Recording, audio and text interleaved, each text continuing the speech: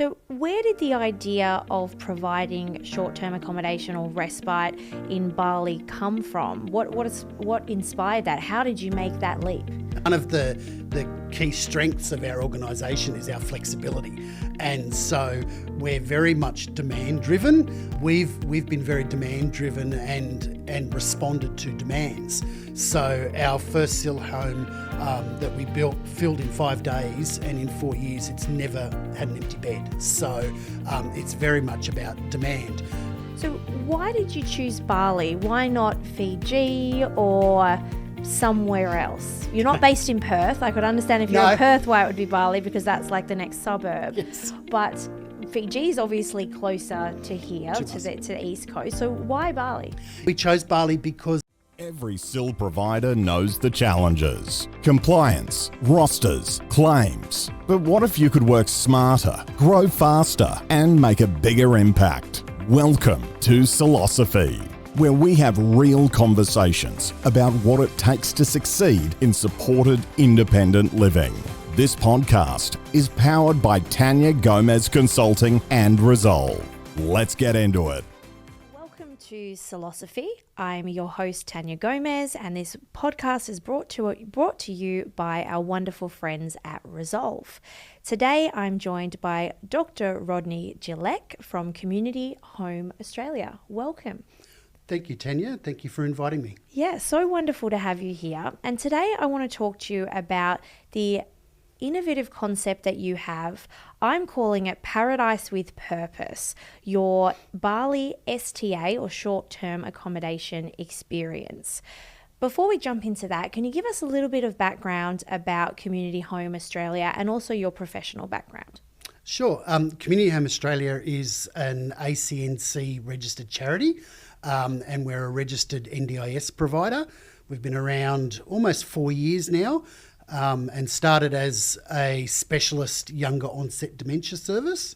But we've now expanded because we've had a huge demand from people with a whole range of disabilities have put their hands up and said, well, we don't have anything like this. Can we join your family? Mm. So we now provide support for people with Parkinson's disease, Huntington's chorea, motor neurone disease, MS, intellectual disabilities, autism spectrum disorders, a whole range of different disabilities now join our family, and we provide support for those people. Amazing. And what's your professional background in the space? So I'm a registered nurse by profession. I've been in aged care for 30 years, so relatively new to the NDIS space, although I started my career in disabilities in Orange, in regional New South Wales. But yeah, we've started in the NDIS primarily out of our experience with the COVID pandemic in Victoria. Both myself and Nicole Smith, who have set up the organisation with, were both responders for the pandemic. And when we left there, we said to each other, there's got to be a better way to do this. Housing vulnerable people in institutions in the hundreds is just not the way to go. Yeah, absolutely. So where did the idea of providing short-term accommodation or respite in Bali come from? What inspired that? How did you make that leap?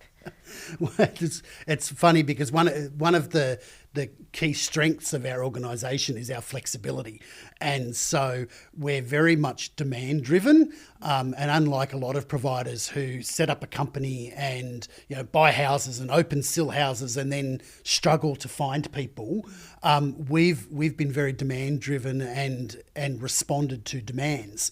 So our first SIL home that we built filled in 5 days, and in 4 years it's never had an empty bed. So it's very much about demand. And when it came to Bali, there's two drivers for that whole project. The first was really looking at the experience of people having respite in Australia and pretty much in a SIL home, going for short-term accommodation or respite. And the stories that we heard from those participants saying that they just went to a house, they sat in a house or they sat in their room, they looked at the wall, they might have watched TV, and that was their respite experience. And so we really wanted to do something that was out of the ordinary, that was better, that provided a great experience for people, while also giving everyone a break. And the second driver was very much coming from one of our participants who was a younger gentleman with motor neurone disease. And he had a young family, had 2 young children. His wife was a nurse. And when he passed away a couple of years ago, he's only in his mid-40s. And we said, wouldn't it have been great if we could have provided an experience for him to go somewhere different with his family and make lifelong memories for those children, because all those children are going to think of now is about dad being unwell, needing care, and going into a SIL house for respite. And so we really wanted to change that. And that's taken a lot of work, because there's been a huge amount of pushback, surprisingly not from the NDIA and not from the minister, but from within the sector itself. So we heard just recently that we were the topic of conversation in a forum in Melbourne, of all places, where a whole heap of providers were saying, oh, this can't happen and it's not supported. And so there's a lot of people going out there saying that this kind of stuff is not available and is not supported and not funded by the NDIA. And I guess what I want to do is assure people that we didn't do this going in blindly. We had many conversations with the Minister's office. We had many conversations with the NDIA. I have it in writing from the NDIA that this is a legitimate respite service. It's operated by a registered NDIS provider, and the funds are being used appropriately as the guidelines suggest. So how then, if we're talking about the funding side, how then is it funded? You're using the same line item, the 0115 registration group, daily tasks, shared living, I think is the name of that registration group. And with that, my understanding is that if you were to go anywhere for respite, it's the support and the accommodation is being covered by that. But if you were taking them to Bali, the air flights themselves wouldn't be covered by the NDIS, and that's the distinction? Yeah, so there's really important points to make here. One, going back to the NDIS guidelines, they describe the short-term accommodation funding to be used for a short stay away from home that gives you the chance to try new things, can be a place to make new friends or develop new skills, and may help you to maintain your current living situation by giving your informal supports a break. So we looked at the respite that we provide in Canberra, and we provide an inclusive respite experience for our participants in Canberra. They have their funding provides for their accommodation, their food, their activities, and their support. And so when we wrote initially to the Minister and the NDIA, we said, the guidelines don't seem to say that it has to be here. Is the destination relevant? And the response back was, as long as the funding is only being used for the accommodation, the food, the activities and the support, it doesn't matter. And NDIS funding is available for participants up to 6 weeks out of Australia. So that gave us a starting point. And then we went from there to say, okay, well, we're going to do it by the book. We're going to do it properly. So any of the costs that are outside of the NDIS funding and are now on the big no list, like the airfares, visas, tourist taxes, we are not going to claim for. And we've made that very clear to participants.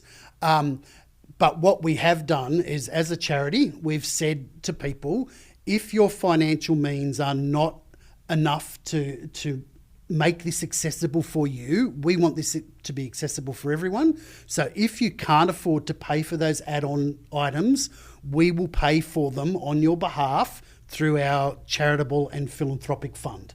So as a charity, we have a fund that the directors donate to, that we receive donations from the general public, and that goes into a fund that we use to support other organisations and charitable groups out in the community.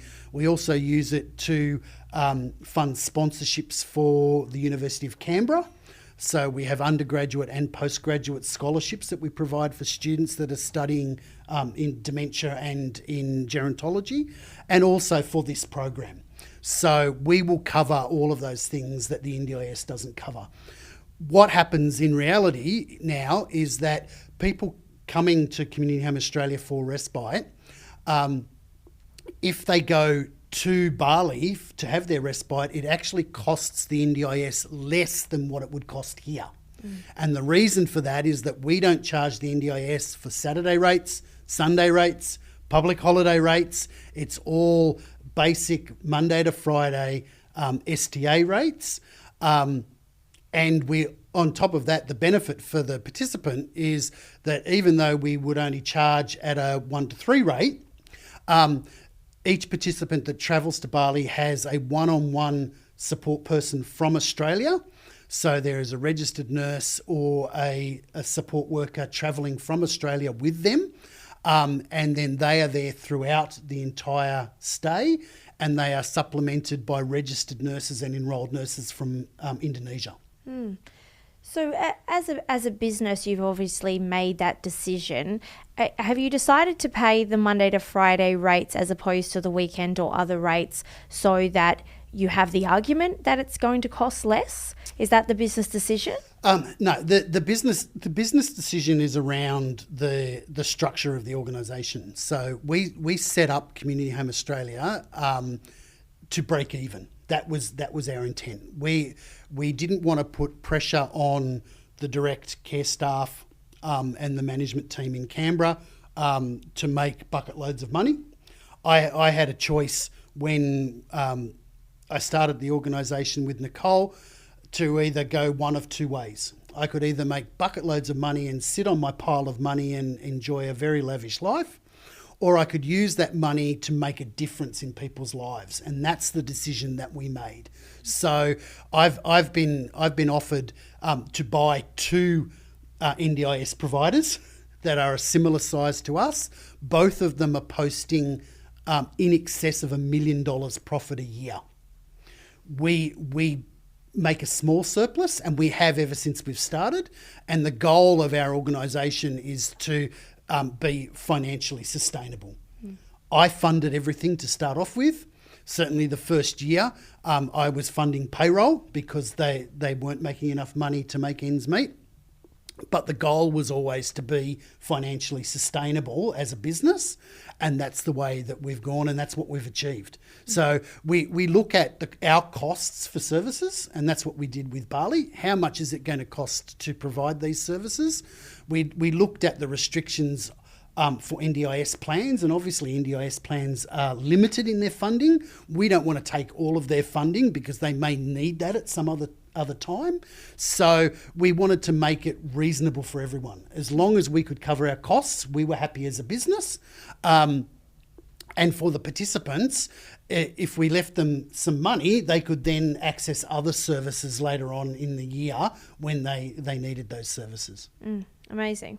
So why did you choose Bali? Why not Fiji or somewhere else? You're not based in Perth. I could understand if you're in Perth why it would be Bali, because that's like the next suburb. Yes. But Fiji is obviously closer to here, to the East Coast. So why Bali? Yeah, look, Bali was chosen for a number of reasons. One, it's a direct flight from all major capital cities. So we are talking about Perth. We are getting a lot of interest from Perth because it's only a 3-hour flight. And we chose Bali because Bali is really a favourite holiday destination of Australians. So a lot of people just generally in Australia have been to Bali, enjoy Bali, know about Bali. And the other reason is that my operations manager for Southeast Asia has a real connection with that region. He has a consulting company based in Malaysia as well. So it just fitted in with everyone to say, okay, well, let's do the first one in Bali. We've talked about Fiji. Since we've opened Bali, we've had requests to open in Singapore, to open in Malaysia, to open in Thailand. So we may do an expansion later on, but we're currently expanding Bali as we speak. And then we'll look at other destinations as well. So what does your expansion in Bali look like? And can you just talk us through what, if I was to get off the plane in Bali as a respite participant, what's my experience? What do I go to? Is it a room in a hotel? Is it a resort? Tell me about what this looks like. Sure. So your experience would be you will be met at the airport by one of our team members. We have access to both cars, normal buses, wheelchair accessible buses, so all of the transport is designed around your particular needs. You're taken to the resort. It's a traditional resort with traditional Balinese bungalows. It's situated on 2,500 square metres of land.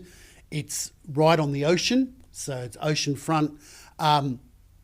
So it's certainly not high-rise apartments. It's certainly not a house.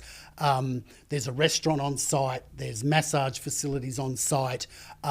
We run a whole range of on-site and off-site activities for people that are chosen by the participant. So we would sit down with the participant and say, here are all the amazing experiences that you can have.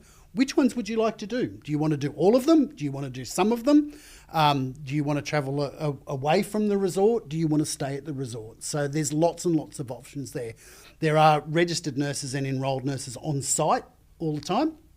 So, and again, that is designed with the individual participant in mind.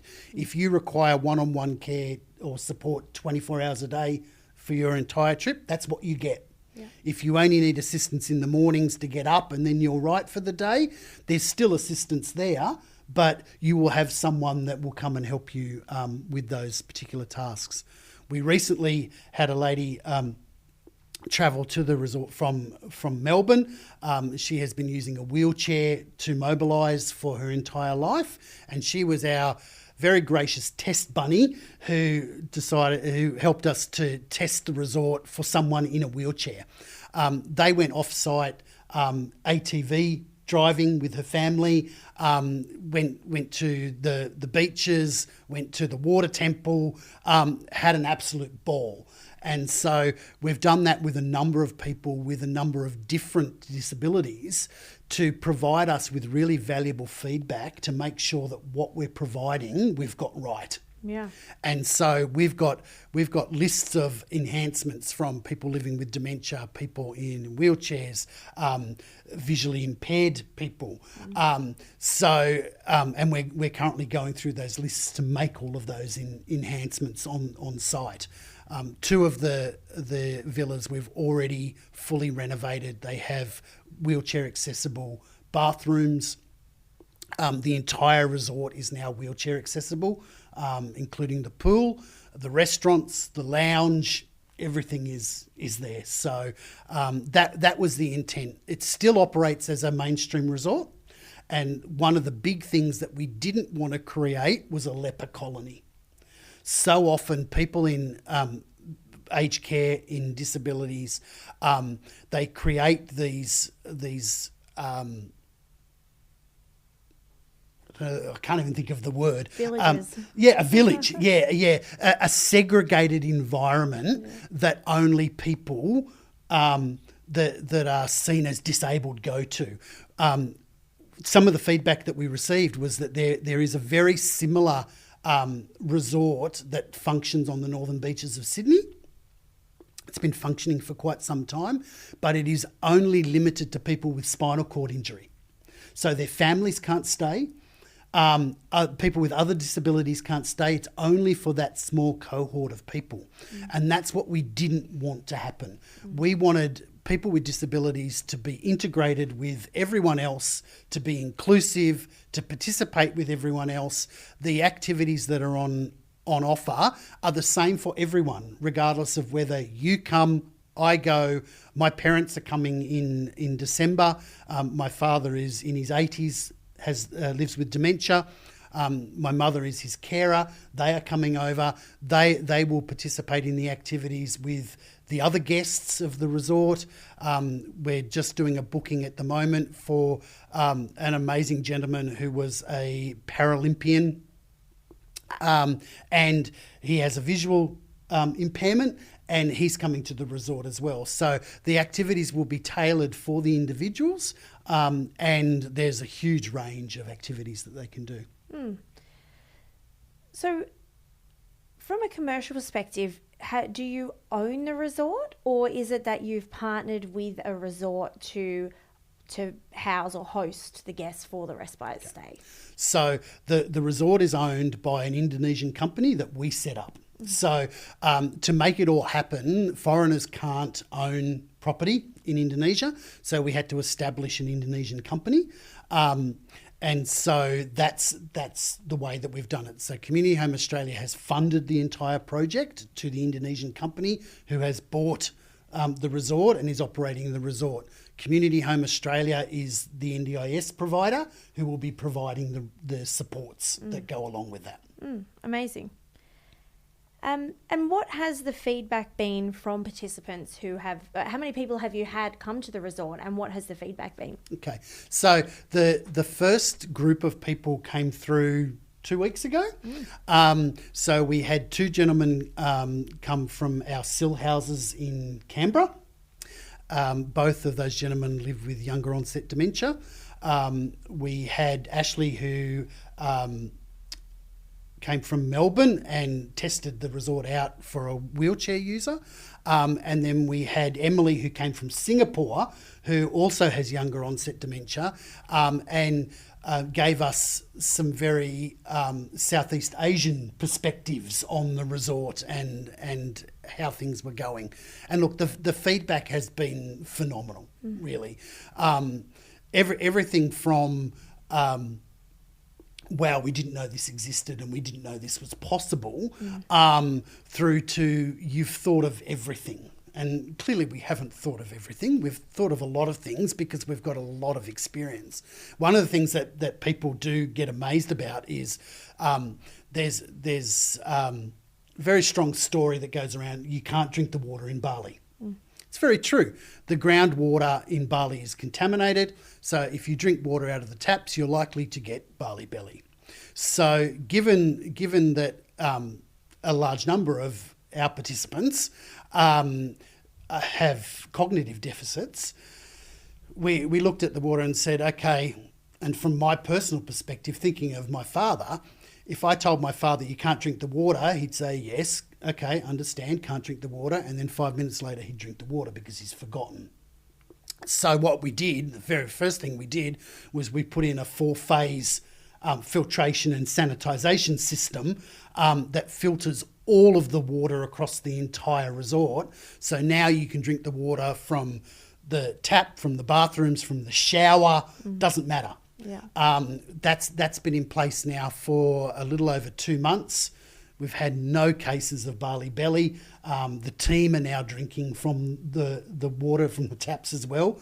And the other advantage of that is that it saves the environment because we're not having to buy bottled water and then dispose of plastic water bottles. Yeah, absolutely. Yeah, it's amazing. And so we've talked a little bit about what you're thinking for the future, but I have also seen that you've posted around potential aged care, using it as an aged care facility, home, as well. What are your future goals, and where do you see this project going long term? Okay, so at the moment we own the resort. It's 2,500 square metres. We're just going through the process of purchasing another 4,000 square metres right next door. and then there's negotiations in place to purchase another 10,000 square metres next to that. The plan came out of expat Australians and expat Europeans that contacted us as soon as they found out what we were doing. They said, look, we're all here. There's a whole huge group of us. We're all in our early 60s. Accommodation is not a problem in Bali. There's accommodation everywhere, but there's no care. So they said to us, would you consider doing an accommodation and care option so that we don't have to go back to Australia, or we don't have to go somewhere else, or we don't have to go into an institutional nursing home, which there are a couple in Bali that are attached to hospitals. So that is the plan, to build across the road, again in resort style, traditional bungalow housing, but it'll all be fully disability compliant. We're building everything to the Australian standards, the European standards and the American standards to make sure that everything's covered, and taking a lot of feedback from people with lived experience about what works for people. But that is the plan, to then offer longer term short stays, so short stays 3 to 6 months, and then also to allow people to retire in Bali and live long term and have care services available. One of the great advantages of Bali is that they have a special visa called a retirement visa. And so you can effectively move from Australia to Bali on a retirement visa. And as long as you have met the criteria for the Australian government and you have a pension in place before you leave, you can keep your Australian age pension and live overseas. So, as we all know, Bali is not the most expensive place in the world. So, an age pension of around about $1,100 a fortnight is very hard to do in Australia. In Bali, it provides you with a really comfortable lifestyle. Yeah. So, we'll be setting up very similar to a retirement village model where there'll be an ingoing contribution. Differences will be that amount will be fully refundable. We're not taking anything out of it at all. And it certainly will be significantly less than what aged care charges in RADs or that retirement villages charge in their incoming contributions. Yeah. Are you planning on retiring in Bali? I'm sure my wife wouldn't mind it. My wife loves Bali. I don't know. I enjoy going to Bali, and Bali has a lot of benefits. I would stay there longer term. I don't know whether I would retire there or not. Certainly, a lot of the questions that we get revolve around healthcare. So the resort has 3 major hospitals within 7 kilometres of it. 2 are international hospitals. One is an international standard cardiac hospital. It's only 2 minutes away from the resort. So while a lot of people think that healthcare in Bali is third world, it really isn't anymore. Yeah. And also with us having registered nurses on site, part of the development plans is for us to provide a medical centre with a GP attached to it. And a lot of the things that we're doing, because we are a charity and that's in our nature, we're looking at how we can support and develop the local community as well. So when you look at healthcare for the locals, a visit to the GP costs about $15. A lot of people in Bali are full-time workers and they're earning less than $500 a month.